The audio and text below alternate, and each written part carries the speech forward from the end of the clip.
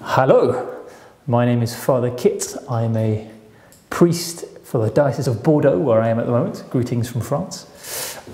They told me you're doing a Christmas retreat, so I dressed accordingly. So there we are. Anyway, wishing you a very happy end of Advent. And today we're going to be talking about spiritual combat, especially modern spiritual combat, as in the fact that spiritual combat changed completely when we invented the internet, computers and smartphones. So we're going to be talking about that today. We have the same humanity as our forefathers. We live the same spiritual struggles that they did. However, the rules have completely changed because we have new toys to play with now. The first thing to say is that we, as Christians, are optimists. We want to have a positive outlook on the world, on ourselves. And so this is really important to keep before our eyes when speaking about spiritual battle, spiritual combat. I realise that as I'm speaking to you over the internet, it would be slightly hypocritical if I was to be overly negative about the internet, about YouTube, about videos, as it's what is making this teaching possible. So we have to be optimists. We have to choose to see what is good because we are Christians. There's a beautiful passage from Fratelli Tutti by Pope Francis with which I'd like to begin. In today's globalized world, the media can help us feel closer to one another, creating a sense of the unity of the human family, which in turn can inspire solidarity and serious efforts to ensure a more dignified life for all. The media can help us greatly in this, especially nowadays, when the networks of human communication have made unprecedented advances. The internet in particular offers immense possibilities for encounter and solidarity. There is something truly good, a gift from God. End of quote. So we're going to talk about spiritual combat and how spiritual combat is different because of the internet, but we must always remember that the internet, that technology, that all of that which we have invented is should be seen as a gift from God, which should be wisely used, and it is a good thing. So praise the Lord for telephones and the internet. So first things first, what is spiritual combat? We have to understand what that is before we understand how modern technology changes things. So the way I see it is spiritual combat is the simple fact that either we live for God or we die in sin. That's the way that things work. For example, I'm going to start with a quote from St. Paul's letter to the Romans. He says, "Once you were slaves to sin, but thank God you have given wholehearted obedience to the pattern of teaching to which you were introduced, and so, being free from serving sin, you took righteousness as your master." Simply put, it's a question of when I live my life, do I live my life totally with God and for God, receiving all from Him, or do I give my life to the devil, to Satan, by being against God? So either we are completely with God or we are slaves to sin. Now, let's talk about Satan first. What does Satan want for us in spiritual combat? The image of an addict is very good here. That's what Satan wants for us. In a very limited sense, an addict, a drug addict or an alcohol addict, he does what he wants. He does only what he chooses, but he listens to no one else. And he lives in such a way that his life is terrible. It's immense suffering for himself and for all those who are around him. He does what he wants, but you can't say that he's free. He is a slave to his addiction. And that's really what Satan wants for us. The lie that Satan wants us to swallow is the following. He doesn't want us to think that either we are for God or we are against him. He doesn't want us to understand that dichotomy.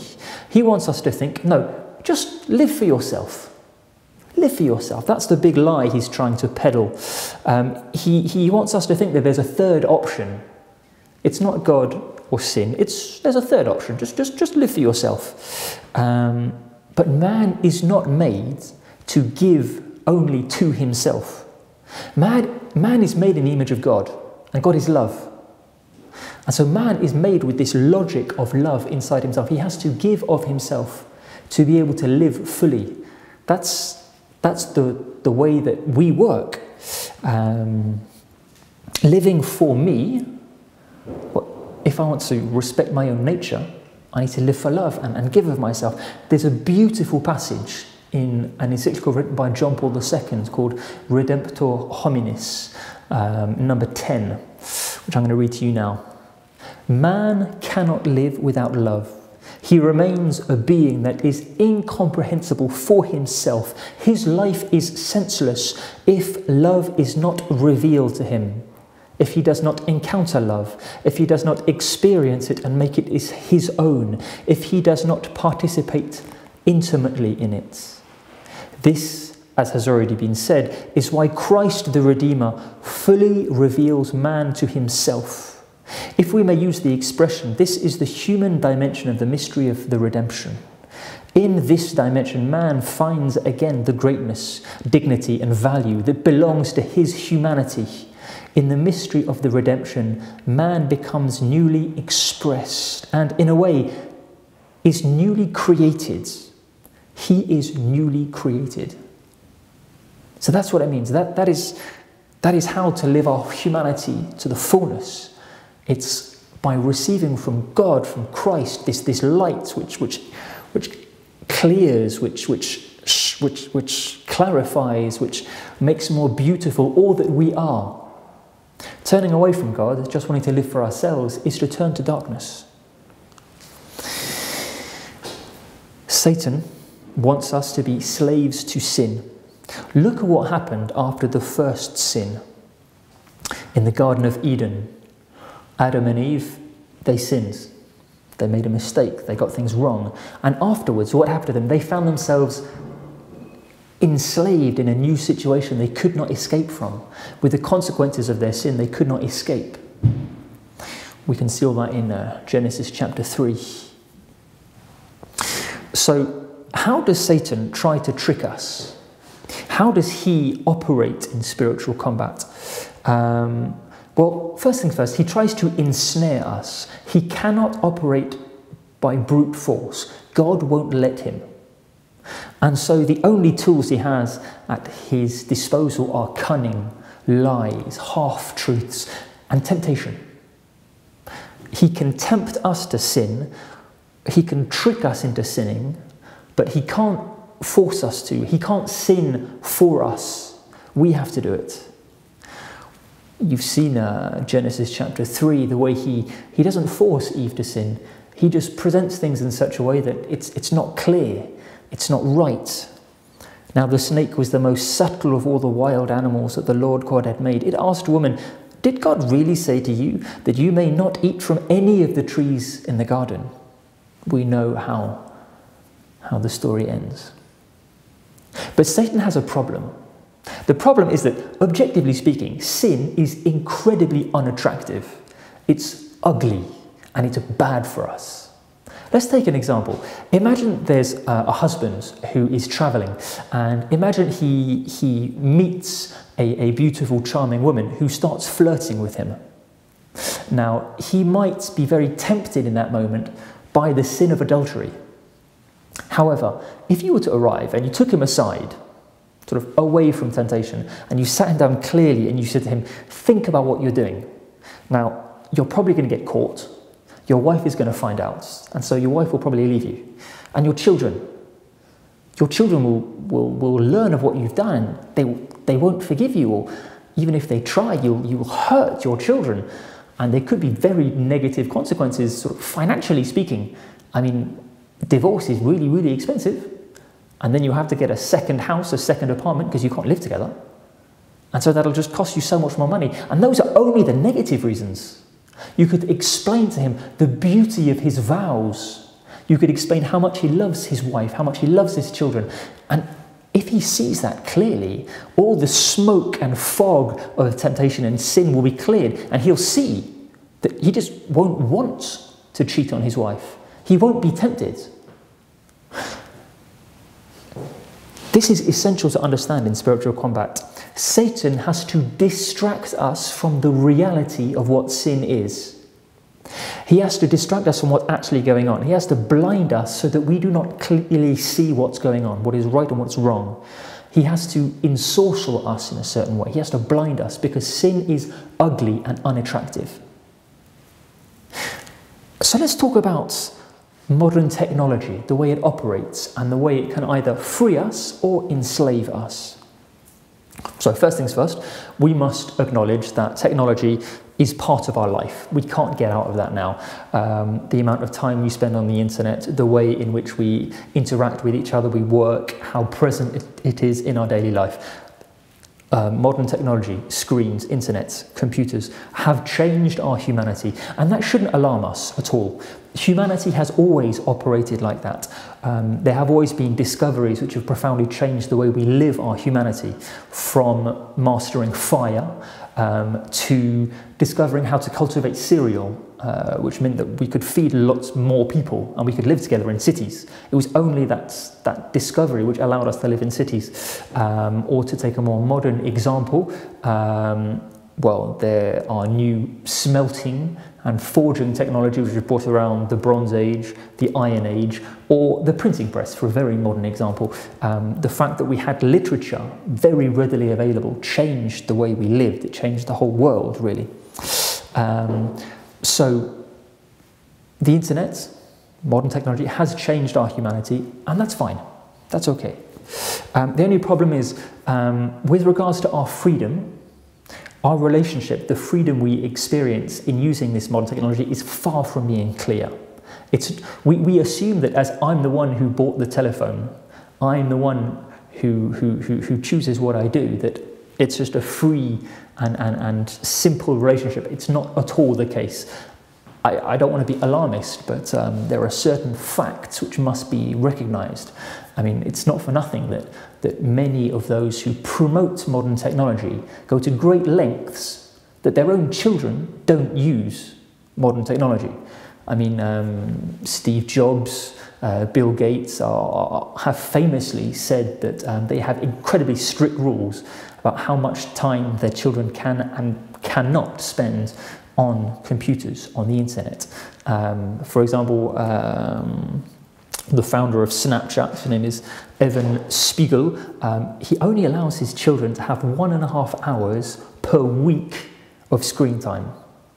I don't know how much time you spend in front of a screen, but personally I spend at least 1.5 hours a day. So they go to great lengths to stop their own children using these forms of technology. And there's one thing which we really need to understand. It's that the way in which modern technology works, it works on quite a new economic model. Okay. Have you ever noticed how often on the internet they want us to subscribe to things? A very classical example. No one rents DVDs anymore in the classical way. It's very, very rare. It's possible, but it's very much falling out of use. Instead of that, we all have subscriptions to unlimited access of films. For example, Netflix, Amazon Prime, Disney Plus. Because companies have realized that it's much more interesting economically for them. Instead of selling sort of punctually a DVD from time to time or a rental, they get much more money if we sign up and we have unlimited access. So for them, it's just much more interesting that we subscribe. Or another example of the same economic model are things like Facebook, who earn much more money if you spend more time on their website.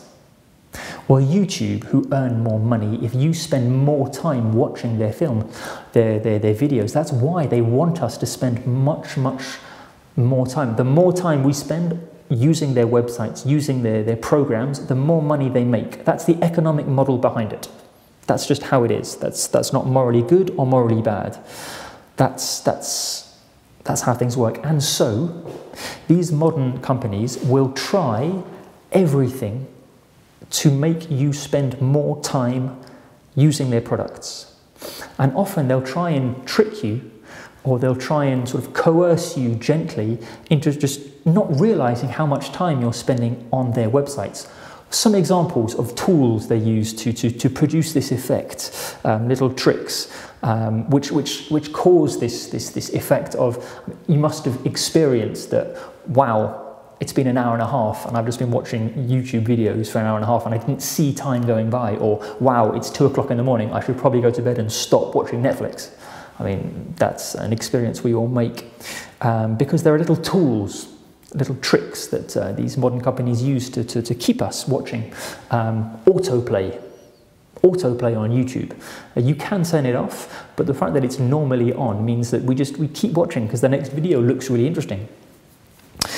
Or the messages we receive telling us that there's new content that we haven't seen yet. They use these messages to reel us back in if they think that we have spent too much time away from their services.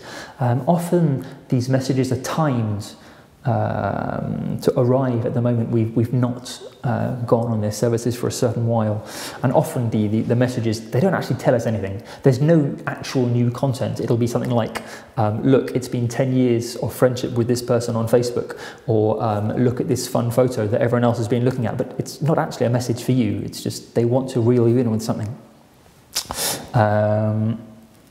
They make themselves indispensable. That's another tool which is used. Have you ever noticed how we all need Facebook or Google to sign into everything else? If I want to sign into Skype, for example, I can sign in through my Facebook profile. They put very addictive gestures in their apps as well. The act of swiping, that gesture, is incredibly addictive. You can see it in things like Tinder, where you swipe left or you swipe right. That's a very addictive gesture. You will also see it in news applications where you have to scroll up to be able to get new content. And a very important example is the suggestion feed, where they offer you things which are likely to interest you. Which is a good thing, but you can see how that's designed to drag you in, to make you spend the most time possible using their services. There's a very interesting passage in Fratelli Tutti when he talks about this, because there is a great danger in the news feed. It's because of the way the algorithms work. They will present you with information they think you will like. But this means that they will close you in a certain point of view, and you won't see the other points of view. That's just how the algorithms work. They will present you with what you like, and they won't present you with what you don't like, the other points of view, which means that you can be quite quickly brainwashed by these algorithms and just think that your point of view is the only point of view which is valid, which is intelligent. Therefore, when you meet someone else on the internet who has a different point of view, the reactions can be incredibly violent, especially because we are anonymous on the internet. So you see these debates on the internet with people who aren't listening to each other. They're just yelling and being incredibly rude. Spiritually speaking, that is not a good thing to participate in. Pope Francis talks about it in Fratelli Tutti number 46. We should also recognize that destructive forms of fanaticism are at times among religious believers, including Christians. They too can be caught up in networks of verbal violence through the internet and the various forms of digital communication. Even in Catholic media, limits can be overstepped. Defamation and slander can become commonplace, and all ethical standards and respect for the good name of others can be abandoned. How can this contribute to the fraternity that our common Father asks of us? End of quote. So the way in which that modern technology operates is far from being morally neutral, and we need to be aware of what's going on. So what should we think about all of that? What position should we take, we as Catholics? First things first, I do not want to demonize modern technology. That is not at all what's going on here. I have just spoken quite a lot about various dangers, but we must remember that there are really, really good things on the internet which can help us to live our life to the full. An example, one of the worst problems on the internet, one of the most inhuman things we can find on the internet is the temptation to watch pornography, which is very prevalent today. Sorry, that's French.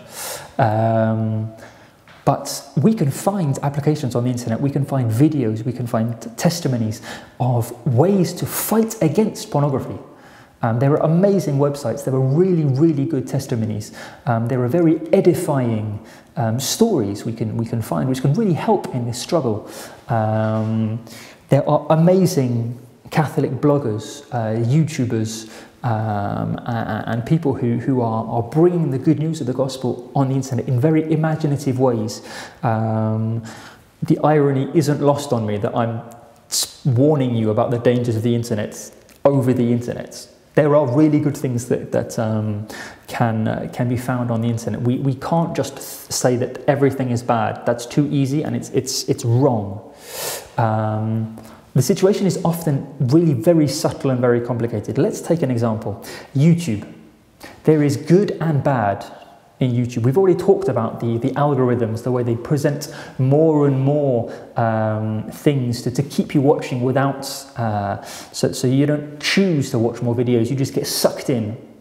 They see this problem and they try and help you with it. Did you know that you can put alarms on YouTube? You can put a bedtime alarm. For example, if I'm watching a YouTube video after 10:30, something will flash up saying, "Father Kit, go to bed." I put that there. So YouTube wants to help me to be freer using this content. There's another thing which YouTube will tell me if I've been watching YouTube for more than half an hour. And so YouTube helps us to be freer using YouTube. So on the one hand, they try and trick us into using YouTube to watch more and more and more content. And on the other hand, they want to help us to be free. And so there's really the good and bad going on. In my personal opinion, the way to understand the internet, to understand modern technology, smartphones, is quite simple. It is a reflection of our humanity. We made the internet, we made telephones, and we made it after our own image. That's what it means to be a creator. And so the goodness, the beauty that is our humanity is present on the internet. We can use the internet to look for truth, to find beauty. There are incredibly beautiful things on the internet, and to share the good things the Lord gave us. All of that can be found on the internet. The internet can really help us be better people. However, our human nature is badly wounded by sin, and we are tempted by bad things, by sin. And that is also present on the internet. If we take the 7 deadly sins, there are more than enough examples of websites that can help us sort of fall into lust, fall into gluttony, fall into greed. I don't know if you've ever spent time looking on sort of Amazon to see the things you don't actually need, you just want them. Or gambling, illegal downloading, that's greed, that's wrong. Sloth, laziness. We can lose so much time on YouTube, Netflix, computer games. Anger. Have you ever seen how angry people get on Twitter? Jealousy and envy, Facebook. Pride, Snapchat, Instagram. So the internet is made by man, and the internet has all that is good and noble in man, but also the dangers inherent in man. And in my opinion, humanity is something incredibly powerful, incredibly important, which means that the internet is an incredibly powerful weapon, either for good or for bad. We must understand the importance of what's going on, and we must understand the great price for which Christ gave his life that we might be free. So what to do? The internet is a place where we are very often tempted. Often there will be different groups who are trying to manipulate us into spending more money or spending more time on their products without our clearly seeing what's going on. This is very similar to how spiritual temptation works. When the devil wants to tempt us, he operates in a very similar way. So we should be aware of this. So what to do? First thing, understand. Understand how the internet works, how they're trying to influence us, how they're trying to push certain products on us. There are many very good YouTube videos on this sort of question. One particularly important aspect is the way we function on dopamine. The more dopamine we get, the better we feel. And so often internet providers, often applications, often games on the internet will try and make us addicted to dopamine. Also to understand how different sites are trying to influence us subconsciously. We need to understand these things. We should understand how they're trying to affect me personally and also society as a whole. This is a sort of question we should really be asking ourselves as Christians. We have a responsibility to care for the world, and the internet is a very important place with regards to that question. Secondly, have personal boundaries. Respect your personal boundaries. For example, I will always tell a young person that it is never a good idea to have your phone close by when you sleep. It's too dangerous. We lose too much time and the temptation is too great. Just put your phone far away. Personally, I have a little bag which I hang on my door, and when I go into my bedroom, I put the phone in the bag, so I can't take my phone into my room. Another boundary which might be interesting to have, never have your phone out during important times with other people. For example, at the dinner table. Even if it's not a big family meal, just with your mates, don't have your phone out. If you're in the car travelling with your mates, don't get your phone out to be antisocial. We need to have rules. Another option, put protection software on your phone, which means that you won't accidentally fall on something, you won't actually find a website which will show you images that you don't want to see, or promote things you don't agree with. I've even have friends who have sellotaped Bible passages onto the screens of their computer. That's an option if you want. And Lent. Lent is a very good time to learn to be free of technology, to not go on Facebook, to try and spend less time on telephones. And a final element with regards to spiritual combat and modern technology is be proactive. There's a lot of really good stuff on the internet. Find it. So the next time you have a free minute or two while waiting for the bus and you're going to look on your phone, well, have good content ready to watch in that moment. Good edifying videos, good websites. And once you've found something good, share it with your friends. The internet is an amazing place to evangelize, to assume our faith. To know that I am a man of Christ, I am a man of faith, and that is visible on my Facebook page. It's an amazing opportunity to evangelize. So, before I conclude, it's really important to understand the spiritual side of this combat.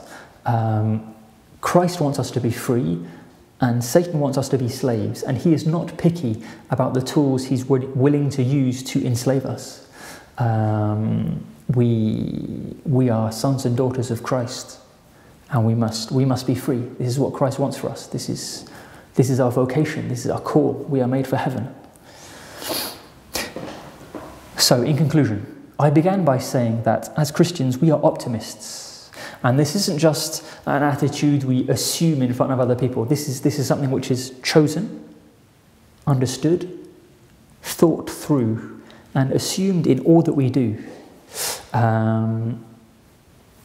We are optimists because in our life we know that Christ has won the victory. We know that we have nothing to fear. Christ is by our side. In John chapter 16, Jesus says, "In this world you will have trouble, but take heart, I have overcome the world." Because we're talking of spiritual combats and modern technology, I'm going to finish with a rather strange image, okay? Spiritual combats in our modern age, when we have computers, telephones, smartphones, the internet, well, it's a bit like a computer game where you're playing. For example, in the spiritual life, you can adjust the difficulty setting. It's God who's in charge of adjusting the difficulty setting, just as you can play the game on easy mode or on difficult mode. God will never allow us to be tempted too much. He will never put us in front of a temptation which is too difficult for us. He will often put us in front of a temptation which is really, really difficult because he trusts us and he thinks highly of us. But as St. Paul says in his first letter to the Corinthians, you can trust that God will not let you be put to the test beyond your strength, but with any trial, he will also provide a way out by enabling you to put up with it.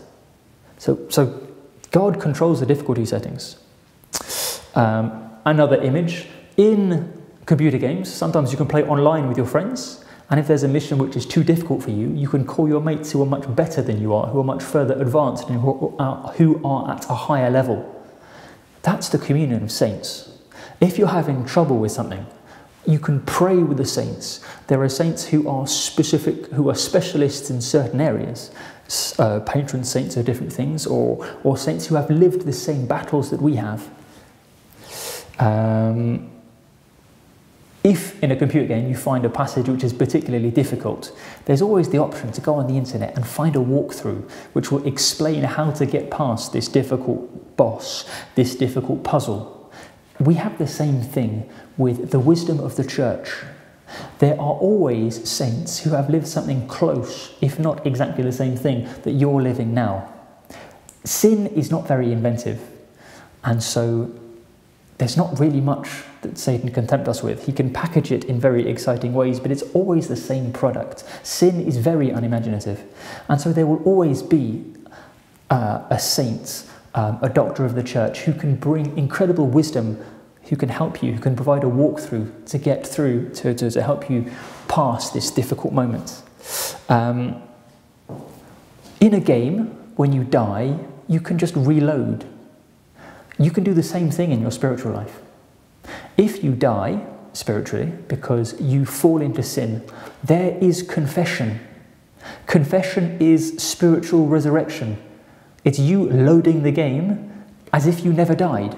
That's what confession is. It's God who forgives, who wipes away, who obliterates your sin. You should use it a lot. How is your confessional life? And my favourite example from this little image I invented is sometimes in games you have cheat codes where you can put in special codes and it will give you sort of nuclear missiles when your enemies are using bows and arrows. This is Mary. We have the Virgin Mary, Queen of Heaven, and Satan is singularly incapable of dealing with Mary. He has no idea what to do when Mary arrives. So cheat. Hide behind Mary if you're finding your spiritual struggle too difficult. That's what God wants. That's why he gave us Mary, so that we could use her like that. And to finish, did you know that the church has recently beatified someone called Carlo Acutis, a young Italian? He was born after me, so he's younger than me, which I find very surprising, and he's already beatified. So Carlo Acutis was a young man who used the internet. He liked to make websites. He had a PlayStation, for example. He was a young man who enjoyed, who evangelized through modern technology. It is possible to live in our modern world with internet, with telephones, and to be a saint. What are you waiting for?